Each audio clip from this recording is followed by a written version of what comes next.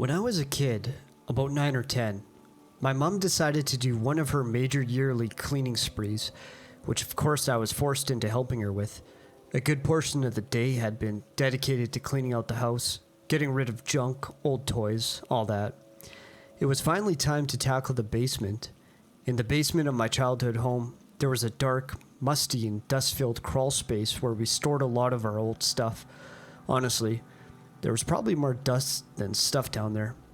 I was assigned the wonderful task of crawling under the crawl space and dragging out old boxes from my mom. I wasn't bothered by it much, but it made me sneeze a lot. One by one, I pulled out all the old stuff that had been collecting under there to where my mom sat in the middle of the basement floor. We gradually worked our way through all the boxes, my mom telling me stories and reminiscing about where all the stuff had come from. Baby clothes, childhood toys, photo albums, family heirlooms, all that good stuff. My mom suddenly stopped where she pulled an object wrapped in white plastic out of an old box. She slowly unwrapped the object and held it out in front of her. It was an old mirror. It had a solid wooden frame in the shape of a diamond. At the top, there was an elaborate wood decal with several flowers and leaves that cascaded down the frame. The frame was painted white, but looked like the lacquer had yellowed over the years. Despite its obvious neglect, it still looked very elegant. My mom sat silent for a moment, but then said, this old mirror belonged to your great-grandma, who gave it to your grandma, who gave it to me. I forgot about it. It's very old. I think I'll have to figure out a way to strip the paint, then I'll stain the wood and hang it somewhere. A few months had passed when my mom told me she had a weekend project for us. We were going to do the makeover for the old mirror, and she had a paint stripper, paint brushes, and a wood stain ready for us. We spent the day giving the old mirror some well-intended TLC. Once we were done, my mom hung the mirror in the foyer of the house, right beside the front door and at the foot of the stairway leading upstairs. My parents had just finished renovating the main floor of our house, and the mirror looked quite elegant where my mom placed it. And so it stayed there for many, many years. Over the next while, it became apparent that something was off in my childhood home. For lack of a better word, the energy of the house changed. I initially attributed it to the tension between my parents. They were going through a separation at the time. Years went by, my dad moved out, and the energy shift in the home became more apparent. I began to feel like I was being watched, but I summed it up to an overactive imagination. I was 12 or so at the time, and watched a lot of horror movies with my friends. In addition to this sense that I was being watched at times, the mirror that hung in the foyer increasingly made me feel uncomfortable. I didn't know why at the time, but all I knew was that when I looked into the mirror, my stomach dropped. My heart rate increased, and it felt like someone or something was looking back at me from the other side of the glass. However, it was always just me, my reflection, on the other side. The feeling of discomfort became so intense that by the time I was 15 years old, I remember that I refused to look into the mirror. I even asked my mom to take it down off the wall several times. Of course, she said no. So, it remained hanging on the wall in the foyer, and I continued to avoid looking into it. Several years had passed again. I was about 18 years old now, and my mom began dating this guy. So, I guess this guy was of Scandinavian descent and came from a long line of people who were sensitive to spiritual matters, so my mom told me later on. I remember one of the first times he came over. He walked into the house, took off his coat and shoes, turned around and stopped in front of the old antique mirror in the foyer. He stared into it for a moment, frowned and just said, "I don't like this mirror." My heart sunk. Someone else noticed something was off about this mirror too. After a while, I eventually confided in my mom about how things have been off in the house since we hung my great-grandmother's mirror on the wall. I told her about how it made me feel uncomfortable and how I couldn't look into it anymore. That I felt like someone or something was watching me from the hallway at night while I slept, and how I had to sleep with my bedroom door closed with a nightlight on. She was silent for a moment, but then gave me a hug and said, "Me too, sweetie." She then told me the story about how my great-grandma got the mirror. Many years ago, my great-grandma went to an estate sale in the small country town that she lived in at the time, looking for old antique furniture. She came across an antique mirror with a diamond-shaped frame and a wooden flower decal on the top, along with some other pieces of furniture, such as a stool, a sewing machine, and a few other things. The furniture, my mom told me, was splattered with blood when my great-grandmother purchased it from the estate sale. Great-granny took the furniture home, cleaned it, and then painted it herself and covered it in a thick lacquer, which remained on the furniture until my mom stripped it away many decades later.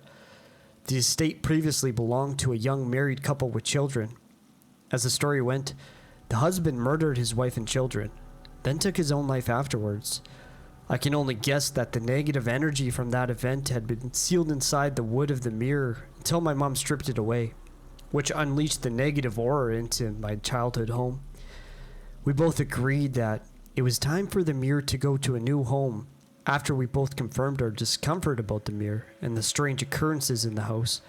My mom called her friend who was quite knowledgeable about spirits and the spirit realm as well, and she took the mirror out of our home. The house was cleansed, and somewhat to our surprise, the energy of the home shifted again, back to how it was when I was a kid. The air of the home calmed and quieted. We no longer felt as though we were being watched either. I'll be honest, I don't know where that mirror is now, but I think about what happened from time to time. We still have the other furniture that my great-grandma purchased from that same estate sale, but it remains painted and lacquered. Apparently, I will be inheriting this furniture next, and I don't know what I'll do with it. Part of me feels I should keep it as it's an heirloom, and the other part of me wants to give it away. I suppose as long as I don't strip away the paint and lacquer, it should be fine. We shall see when the time comes.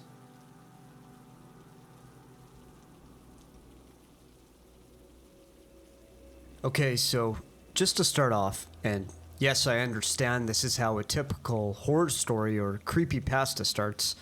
I'm an early 2000s baby after all, but this is just for y'all to keep in mind when reading what I'm honestly unsure about if I made contact with a ghost or a demon.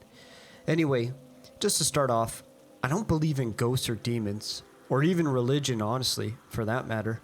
I don't attack or discriminate against anyone for believing in them, but it's just I myself don't, and even now I'm more likely to believe in superpowers than ghosts. Keep that in mind as well. So as it goes, I never believed in the paranormal or occult, yet at the same time I was also fascinated by the idea, almost to an unhealthy level, where I could be possessed or haunted, and see it as nothing more than an opportunity than a nightmare. The fascination in it of itself was very strong in me, ever since I was a little kid and would almost religiously listen to ghost stories and creepypastas. When I was 13 or 14, however, my fascination got to its ultimate peak. It went from simply wanting to see ghosts and demons to actually searching for them. I'd go out alone at night in places I knew no one was in, mostly just houses being built around my house, since obviously at such a young age, I can't go cross-country to a haunted hospital or something, and even actively try to taunt and call out to ghosts and demons at night before going to bed. I wasn't the best artist, but I even tried to make my own Ouija board out of paper, but it never worked, sadly. Finally, I got fed up after a year or two of trying, but never even having a hint of a paranormal or demonic encounter, so I just started drawing pentagrams on my body, and even tried to cut them onto my arms and hands with a pen. After doing that for a while, I decided that they must not exist if they won't even go after someone going this far to even see a demon, let alone a ghost, and gave up on looking for them. To this day, I still have never had a semblance of an encounter of any kind, and still am more than skeptical of anyone who tells me of their paranormal encounters, including my closest friends. That's not where this story ends, however, which leads to why I've decided to put my faith into this subreddit, hoping for a genuine answer from someone who truly believes in the paranormal and the occult. You see, ever since I stopped trying to find ghosts and demons, I gained a superpower per se. I understand if the subreddit mods read the part and immediately think I'm trolling, but please just hear me out. Ever since that time I had pentagrams all over my body and called out to demons and Satan, I've had very immense yet strange good luck. At first, it was something simple yet interesting, like being able to perfectly guess people's names despite never having any indication or hint as to what it is, or something like finding a $5 bill randomly every now and then. But it just increased in weirdness and intensity as I realized my good luck was this way and started to use it a lot more to my advantage.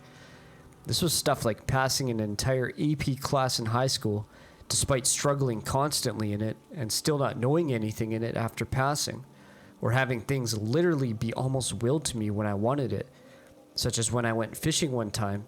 I was able to catch fish without even trying.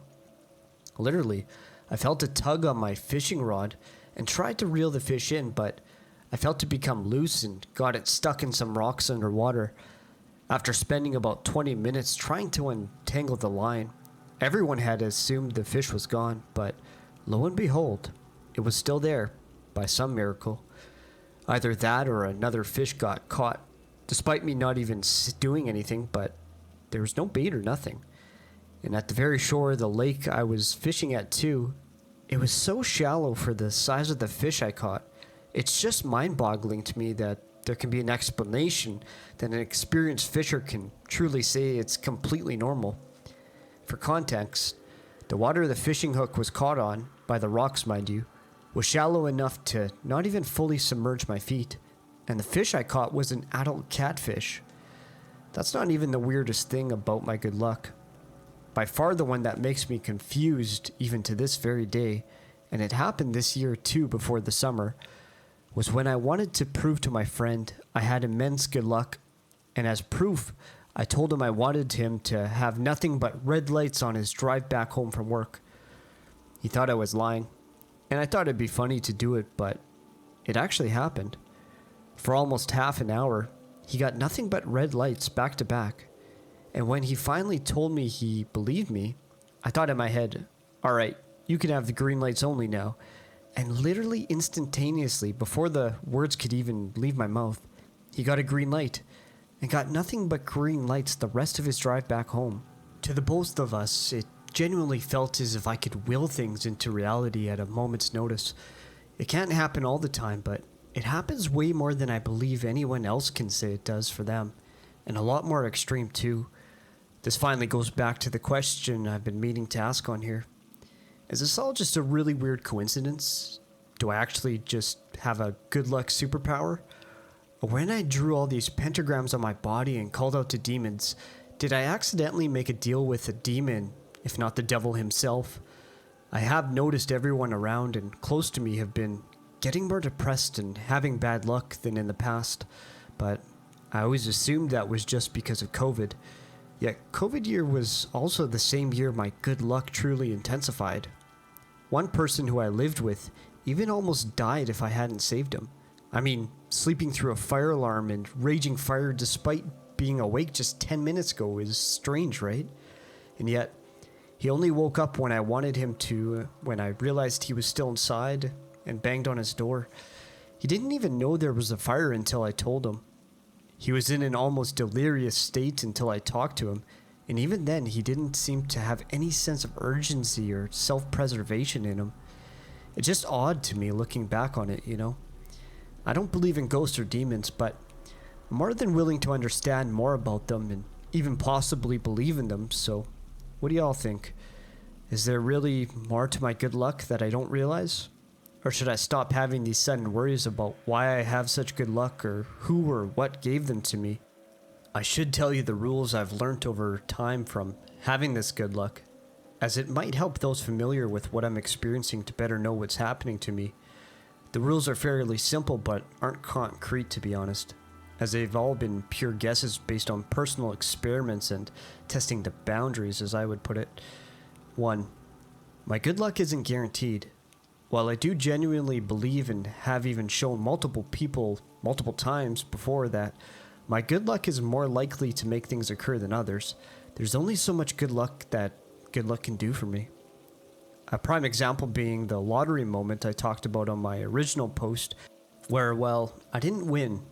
I can bet I was a heck of a lot closer to winning than most people. 2. My good luck can be given to other people and actually is better when doing so. While my good luck is more than capable and have done so even without me doing anything of helping me out, I found that it's more likely to work when I give it to other people or use it on others, and the effect as well also strengthens compared to when I want the same or similar things to happen to me. 3. There is a limit. I can only use up and give so much good luck before I use it all completely. Think of it like a mana gauge or stamina bar in a video game. I can't see it, and I have no real indication of how much good luck I'm using or how much I have left, which is why I've started to give good luck to people in percentages and, if need be, increase it as it helps me at least believe I'm keeping some track or record of how much good luck I have left. It does recharge per se over time, but if I use it all up, I'll be completely out of good luck for a while, which actually leads to the thing I was talking about that I didn't realize could happen, and something I think people might be more interested in, honestly. Well, I've had this since middle school, if not freshman high school. I've had more than enough time to understand at least the basics of it, and being an experimental or science first type of person helped me do experiments to learn more about it, such as testing the limits with the lottery moment, along with other moments where I tried to test my limit. I've actually won quite a few giveaways too doing it, but to the detail that I feel would be the most intriguing, honestly, is also the one that I'm the most confused about. Something involving my good luck tries to kill me. For obvious reasons, I don't want to turn myself into a guinea pig to test my theories on it, but at some point of telling a bunch of people all at once about my good luck, and also giving out all my good luck to someone who really needed it, I almost got ran over twice in a single day. Not just like a few feet away from a car either, or an unlucky misstep. I was already halfway across the crosswalk both times, when a car was literal inches away from me. Even being an inch or two closer would have at least had my foot crushed under the tire, and a step further would have got me fully hit, as the cars never even slowed down or stopped. The problem is that I don't know if that was caused by whatever entity that gave me my good luck. Is what's happening being angry with me for exposing my good luck to people? Or because I used up so much good luck that my bad luck was high enough to the point of literally risking death? I mean, I'm on the side of more mainstream logical thinking, such as it just being a bad or uncaring driver, but even then, what is the actual probability that I almost get run over the same day I use up all of my luck and tell a bunch of people about it, and twice at that? What does everyone think of this?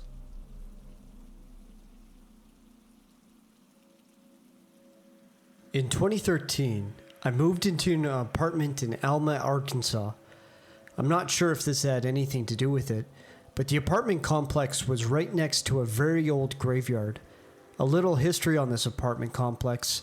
I'd lived there 3 times before, in 2003, 2006, and 2009.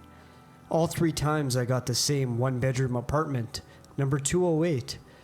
It was always the only 1-bedroom available. Each time I would have strange things happen there. The first time, cabinets would open. Things would be in different places, and sometimes when I'd take a shower and close my eyes, I'd see the bathroom and shower covered in blood and blood coming out of the shower. I'd open my eyes and it'd be normal. The first time I lived there, that stuff intrigued me. I only moved out to move in with my girlfriend. Alma has very few options for apartments, and in 2006, when my girlfriend and I split up, I had to go back to the same apartment complex, and lo and behold, the exact same day as split with my girlfriend, the people living in 208 moved suddenly, and for the second time, I got the same apartment as first time. It seemed a little weird, but I just wrote it off as coincidence. This time around, things were worse. I'd hear movement in my walk-in closet and living room at night. The shower visions were more intense, and also this was the first year that the laughing children incident happened to me. See my other post for the laughing children story. And also, I was living here when the sleep paralysis began a few months after the laughing children. My first sleep paralysis episode was terrifying. I was laying asleep next to my new girlfriend and, about 1 a.m., I heard the DVD rack in the living room fall and a lot of the DVDs crashed onto the floor. I was still half asleep when I looked towards my bedroom door, which I kept shut, and on this night, I had accidentally left my bathroom and I could see the light under my door, but as I turned my head to the direction of the noise and was about to holler out, "Who's there?" I heard running footsteps like a kid. Then I saw the shadow of feet at the base of my bedroom door in the bathroom light. Then I saw the feet shadow go from being on the other side of my door to being on my side of the door. No filler shadow, just the feet. And in a blink of an eye, they moved from the door to my chest and disappeared. This all happened so fast. I hadn't been able to move or speak, but after seeing the shadow feet on my chest, I went to shake my girlfriend awake, but I couldn't move my arms. So I went to say her name, but I couldn't speak. So in a panic, I tried to sit up, but also I couldn't move at all. My eyes began to get heavy, and in a second I was dreaming of a shadow holding me down, covering my mouth. I fought and widened my eyes, and it was still there. I'm finally able to make a noise, but it's just a raspy, pitiful help that is barely a whisper, and I am able to slightly move my finger and touch my girlfriend. It's enough, and she opens her eyes and asks me what's wrong. I let out my pitiful help again as I widen my eyes in fear at my chest. My girlfriend starts shaking me, and when I don't respond, she slaps me. In an instant, the shadow is gone, and I'm awake, able to move. My girlfriend says she never heard the DVDs crashing and didn't see the shadow. The DVDs were all still on the rack when I go to check the living room. My girlfriend witnessed this and pulled me out of 3 more sleep paralysis episodes over the next few months before leaving me because it all freaked her out so bad. And then I moved out. Fast forward to 2009. I had married in 2007 and had a son the same year and a daughter in 2009. But my wife and I split, and I needed a place to stay, and once again I go back to the same apartment complex. I couldn't afford anything better. Once again, for the 3rd time, the only apartment is 208. But I don't want to be homeless, so I ask the landlord if I move into 208, can it be temporary? And then if another apartment opens up, can he let me take it? He says yes, and I move in. But after 2 weeks of bloody visions, noises, and 2 more sleep paralysis episodes, I move out, and I move to stay with my family. My wife and I get back together, but in 2013, we split for good, and I get split custody and need a local place to live. And because this time I need a 2-bedroom apartment, and knowing there is no chance of getting 208 because it's a 1-bedroom, I go back to the complex and end up getting 210, which is right next to 208. The even number apartments are on the 2nd floor and odd on bottom. 210 was the only available 2-bedroom apartment, so I take it, and I tell myself, well, at least it's not 208. No, nothing happens here at first, and my kids and I really make it our home. But then it begins. One night, I am in my room and it's 2:30 in the morning. I hear my kids banging toys around and giggling in their room, and I hear their TV come on and it wakes me up. Irritated, I call out, "You guys are supposed to be asleep. Don't make me ground you." The banging and giggling stop, but I still hear TV going, and I get up and walk to their shut door, still half asleep, and say, "Okay, kiddos, I told you to go back to..." As I begin opening their door, it occurs to me that my kids were at their mom's. I had taken them back to her the evening before. A chill runs down my body as I slowly push the door open to see toys strewn all over the place and a cartoon playing on TV. I turn the light on, unplug the TV, then bolt to the living room, shutting their door behind me. I turn on all the lights in the apartment and sit up on edge all night. Nothing else like this happens, but the next week while my kids were there, I'd catch my 3-year-old daughter talking to someone, when my 6-year-old son wasn't around her, so I asked her who she was talking to, and she replied, "My friend, old mum. Her kids got burned up, so she's nice to me, because I look like her little girl." My daughter said this word for word, and usually she couldn't talk that plain. I immediately call her mom and ask what she's been watching over there, but her mom says just cartoons. I once again got a chill down my entire body. My son never saw what Alexis saw. Over the next few months, my little girl continues to talk to and about old mom, sometimes even pointing behind me, telling me old mom is there watching me to make sure I'm a good daddy. Very creepy. Over the past few years, my little girl has gotten to like spooky stuff and is fascinated with scary shows and movies, but at this time, she was only 3 and had never even really seen scary stuff, so I was really getting concerned and had a hard time sleeping. Then one night, I was reading a kid's book called The Monster in My Closet to my kids as they lay in bed, and I was sitting in a chair next to her bed. At the end of the book is a page that says for the kid reading it to draw the monster in their closet. This gave me an idea. I told my daughter to draw old mum for me. She sits up, I give her a pencil in the book, and she says, "Can you move, Daddy? She's behind you, and I can't see her." I scoot away a little, and my little girl looks in the direction where I sat before, then looks down, draws a little, looks up again, then draws some more, and continues to do this until she finishes. She hands me the picture. I look at it, and I begin to tremble, and my heart races. That weekend we moved to an apartment in the next town over. Some might say it was her imagination and she just made up the drawing, but she was 3. And I believe if she made it up, she wouldn't have taken her eyes off the paper as she drew.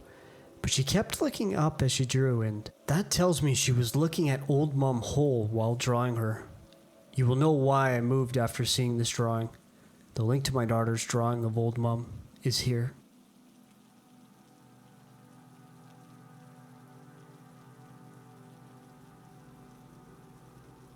Before I even get into this story, I know the generic answer to these stories is sleep paralysis. Although I do have that issue sometimes, this is different. When I'm on my way to sleep and I finally find a comfortable position to lay, I usually can only sleep if I'm facing towards the middle of the bed. This thing will come up and I feel my bed react to something climbing onto it because it sinks down a bit. It then proceeds to just lean over me and breathe as close to my face as possible. I can literally feel it. When I don't react to that, open my eyes, I can feel it get off of the bed from behind me and get back on the other side so that we are face to face.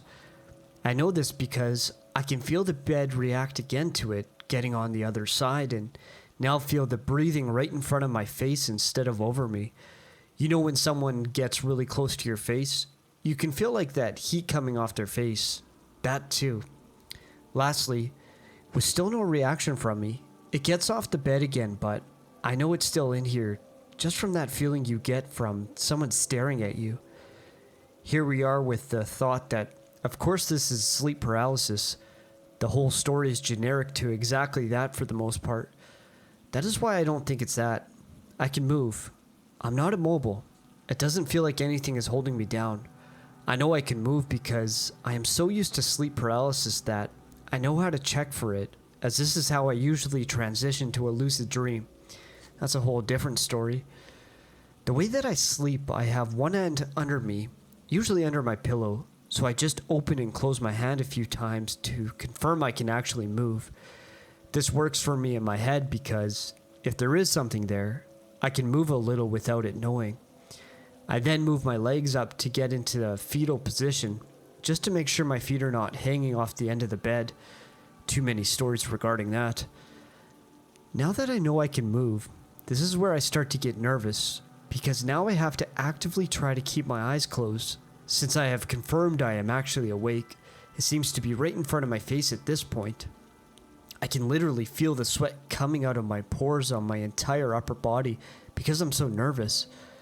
What I have done the last few times when I know it's not on the bed anymore and I'm drenched in sweat to the point I need to move off to the wet spot, I say screw it and jump up from my bed and yell as if that's gonna do anything.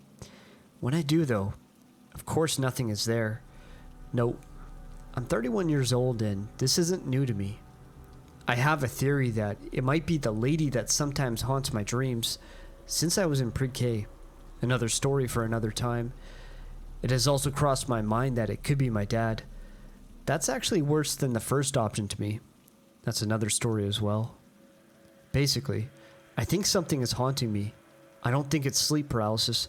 I just wanted to share the story to see if anyone reads this and has had a similar experience that they don't think is sleep paralysis.